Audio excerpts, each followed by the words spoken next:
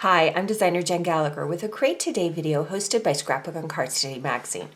We're going to combine some stamps today, including this Hero Arts Hibiscus flower stamp, to create a card. The first thing that we're going to do is we're going to create the layered hibiscus flower.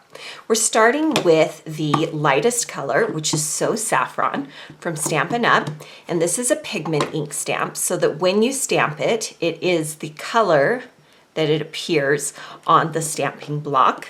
It will not darken or do anything like that. It's just going to be a nice color. Next, we're going to take this middle piece, which is the detail, and you can see on the back here the code, and it tells you where to place it.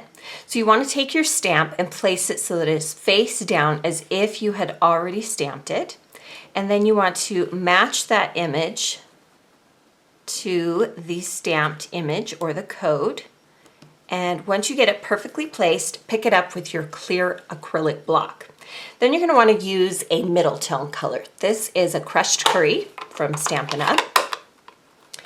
And then I place my ink pad right above my stamped section, or where I'm stamping, so that I don't move my stamp too much and I remember the placement of where this stamp is going to go.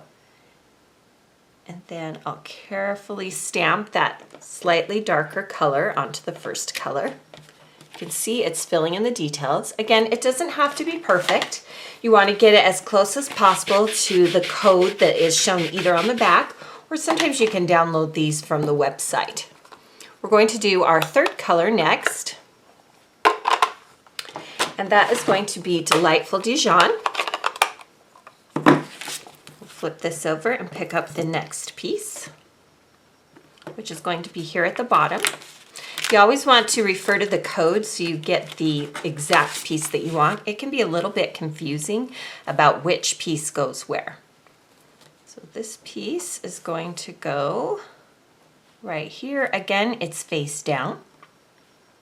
Once I get the placement exactly where I think it needs to be, I'll pick it up with my stamping block. Place it right onto the ink pad, and then come right back down and stamp. Now this will smooth out just a little bit over time and will give you nice even color. Now the first three inks I used were pigment inks from Stampin' Up. Now I'm going to use a dye ink for the hibiscus part of the flower. Now these particular ink pads will go on dark and then they will fade to a little bit lighter. So we're going to pick up the hibiscus center. I'm going to use Cobblestone from Simon Says Stamp. And you can place the hibiscus part wherever you want on your flower. So if you're stamping more than one, consider maybe moving that center piece, because in nature obviously it wouldn't always appear in the same place. So it's going to go on quite dark, but you'll see as I move on that it kind of softens a little bit over time. Now that we've stamped the flower, we're going to stamp the leaf. We're going to use the green apple from Simon Says Stamp to stamp the leaf. Again, this is dye ink, so it is going to fade just a little bit. Then we're going to come in with the fern piece, and we're going to use Umbrella Craft's Fresh Cut Grass for the next part. Again, this is a dye ink. You can combine pigment and dye inks to get the colors that you want. Now I'm simply matching up the very top with the very bottom, but the actual lines in the fern will not match up to the leaves perfectly, but this is how it looks. You'll want to stamp 3 of these. So here you can see I have stamped 2 of the large and 1 of the small flowers. You can see again that that dye ink in the middle fades a little bit. And then I've stamped 3 of the leaves, and I have fussy cut everything with a pair of scissors. Now go ahead and set these aside and we'll start building the background of the card. For the background of the card, I'm going to use an Echo Park background stamp, and I want to show you how it works on this Fiskars stamping placement plate. And what you do is, using the grid provided, you align your stamp along the grid. Love that there is a grid. And then I'm going to use Versamark ink. All that will do is bring out a slightly darker color on the ink. You want to make sure that when you're placing the background onto this Fiskars stamp placement pad, that the sponges are facing up. Now how this works is, again, I'm going to use the grid to align this on my background. And then once I have it perfectly, I can just squish it right down into my paper. And you want to get a nice firm pressure on it to make sure that it stamps everywhere. But what's happening is these sponges are squishing down. So this is great for large background stamps. And it creates that fun confetti background. Again, Versamark ink simply gets a darker color than the cardstock that you're working with. And I'm going to trim it into a rectangle.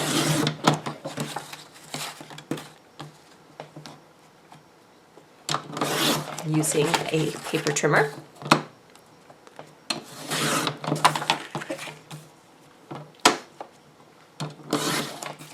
And this will serve as our background. Now we're going to use an A2 card base. And you can see that this is slightly smaller than the A2 card. There's a little bit of a border all the way around. Before we adhere it, we're going to add some fringe. Now we're going to use this kind of citron green, and I'm using my Martha Stewart fringe scissors. It's multiple bladed so that I can use the scissors to create a fringe. And I feel like for an hibiscus card, we need some fringe. So you just cut about the same depth, and then you cut it wide enough for your card, and then you can kind of mush it with your fingers. Now I've pre-cut one already to do our card here. So let's go ahead and add this to the card.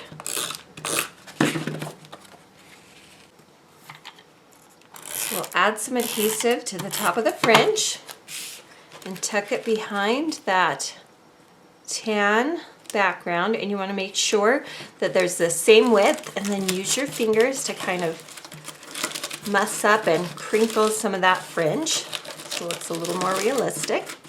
And it will get squished and lie flat a little bit when it's in your card, or rather your envelope, but that looks a little Hawaiian. We're going to stamp this sentiment next.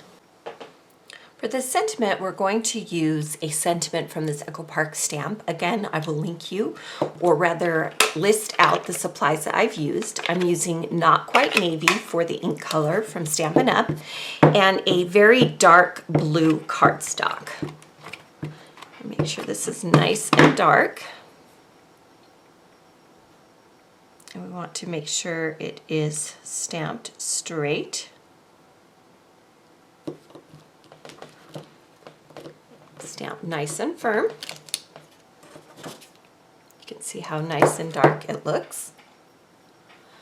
I have pre-cut one, and I have cut the right side off so it's kind of a tag, and we'll use this as the sentiment on our card. So to complete the card, we're going to start with one of our large flowers first. Again, we need 2 of these. I'll just check placement here. And then we will add the middle one, or rather the smaller flower. Just kind of filling in some space here. To the bottom of the tag, we're going to add a little bit of a doily. You can cut these doily pieces off when you're using them on a project and just save little bits and pieces for later.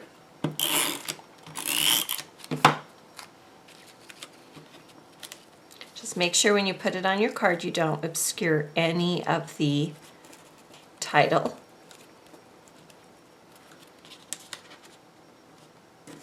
Then we'll take the larger one. We're going to add pop dots to this one.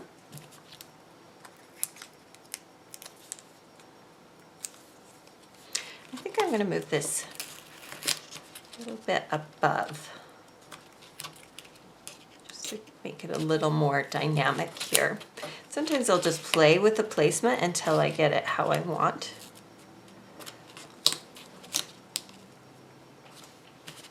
Now we can add the leaves. Again, make sure you don't obscure the sentiment.